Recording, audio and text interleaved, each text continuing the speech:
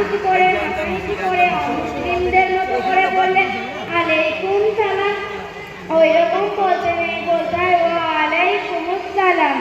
আরে দেখো তোমার নসিহত, রাস্তাঘাটে তোমাকে তো মাস্টারি করতে হবে না। আমি এখন খুব ব্যস্ত আছি, কিছু বলার থাকলে তাড়াতাড়ি বলে ফেলো। হ্যাঁ, বলার জন্যই তো দাঁড়িয়ে আছি। আচ্ছা খুশিয়ে তো হাতে ব্যাগ নিয়ে মুখে মেকআপ করে কোথায় চললে? তুমি জানো না তুহিনা, শুক্রবার তেল পানি নিয়ে ফিরে দরজায় যাচ্ছি। হায় আফসোস, তোমার দিনে পুরুষেরা দেয় নামাজ পড়তে আর নিয়ে যাও এক সময় ফিরে দরজায় তেল পানি করতে। কেন, তোমার কি হয়েছে? আর বলো না তুহিনা, একটা রোগ নিয়ে ভুগছি। কত ডাক্তার কবিরাজ হেকিম করলাম, কিছুই হচ্ছে না। তাই পাড়ার বয়স্ক মহিলারা বলল, আরে এই বিরক্তশালীর মাঝারে যা, মানত কর, শুক্রবার তেল পানি ব্যবহার কর, দেখবি সব ঠিক হয়ে যাবে। তাই 5 শুক্রবার যাচ্ছি, এখনো 2 শুক্রবার যাব। আচ্ছা খুশি, তুমি পীরের রোজায় গিয়ে কি করো? কেন, সবাই যে এরকম করে পীরের মাঝারে বাতাসা, মোমবাতি, ধূপকাঠি, গোলাপ পানি নিয়ে বললাম, বাবা পীর সাহেব, রোগ নিয়ে তোমার কাছে এসেছি। তুমি যদি আমার রোগ ভালো করে দাও, তাহলে তোমার নামে জোড়া খাসি জবাই করে গরিব ব্যক্তি মিষ্টি দিয়ে খাওয়াবো। নাউজুবিল্লাহ, তুমি এসব একদম কি বলছো? একদম বলছো মানে? এই তো তুমি বললে বাবার টিকায় না মরে বেঁচে আছি, বাবা তুমি রোগ ভালো করে দাও, এসব বলছো কেন? যা বললাম তাই বললাম দাদা, তুমি নাউজুবিল্লাহ বলো আর যা পারো তাই বলো। তাহলে এইটাই তুমি ভুল করছো খুশি, 100 ভাগের মধ্যে 100 ভাগ চলত।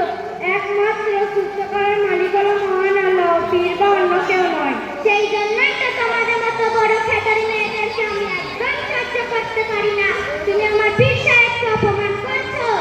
আস্তাগফিরুল্লাহ খুশি, তুমি ভুল বুঝছো, আমি কোনো পীর সাহেবকে অপমান করছি না।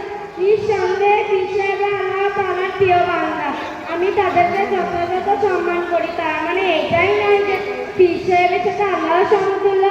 আল্লাহ ছাড়া কোনো পীর সাহেবের ক্ষমতা নেই রোগ ভালো করার এবং সন্তান সন্ততি দেওয়ার মালিক হলো একমাত্র আল্লাহ। আল্লাহ রাব্বুল আলামিন পাক কোরআন শরীফের মধ্যে বলেছেন, ইন্নাশ শিরকা লাযুলুম আযীম।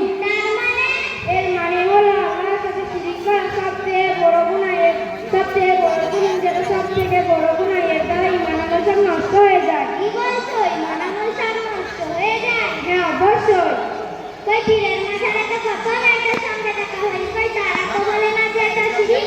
আরে বলবে কি, ওরাও তো তোমার মতন শিরক বিদআত করে ঈমান আমল সব নষ্ট করে ফেলেছে। তাই নাকি? হ্যাঁ, বলবো না কেন, শোনো তাহলে। আল্লাহর অংশীদারি স্থাপন করা, আল্লাহর গুণ করার মাধ্যমে তালাশ করা, যেমন সুখ, শান্তি, হায়াত, মৃত্যু, এগুলো যদি কোনো নবী, রাসূল, পীর, ওলির কাছে চায়, সেটাই শিরক। হুজুর সাল্লাল্লাহু আলাইহি ওয়াসাল্লাম আরো বলেন, যে ব্যক্তি অন্য কারণ নামে জীব-জন্তু জবাই করে, আর কোনো দেব, দেবী, নবী, রাসূল, পীর, ওলির নামে মানত করে, কবি বলেন, খোদার সাথে শিরককারী কোনো মুসলমান ছেড়ে ঠাঁই হবে সোজা জাহান্নাম। তুই না, তাহলে তো আমি জীবনে অনেক গুনাহ করে ফেলেছি। হ্যাঁ, আমি তোমাকে সেটাই বোঝাচ্ছি, তুমি শিরক বিদআতে ডুবে আছো। আমি আর কোনোদিনও পীরের রোজায় শিরক করতে যাব না। আগে যদি জানতাম এটা শিরক, তাহলে কোনোদিনও পীরের রোজায় শিরক করতে যেতাম না। আর আজ থেকে প্রতিজ্ঞা করছি, রোগ নিয়ে মরে যাব তা ভালো, কিন্তু শিরক করে বেঈমান হয়ে মরতে চাই না। আর এই